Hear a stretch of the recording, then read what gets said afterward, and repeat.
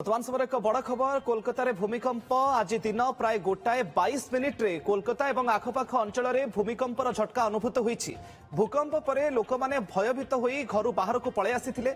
मिलिथिबा सूचना अनुसार भूमिकंपर तीव्रता रिक्टर स्केल रे 5 मपा जाइछि। तेबे भूमिकंपर केन्द्रस्थल केउठी ताहा स्पष्ट होई नाही। कोलकाता भूमिकंपर खबर दिन प्राय 1:22 मिनिट्रे कोलकाता और आखपाख अंचल में भूमिकंपर झटका अनुभूत होईछि। भूमिकंप पर लोक मैंने भयभीत होई घर बाहर को पळै आसिथिले। मिलिथिबा सूचना अनुसार भूमिकंपर तीव्रता कहुछि रिक्टर स्केल रे 5 मपा जाइछि।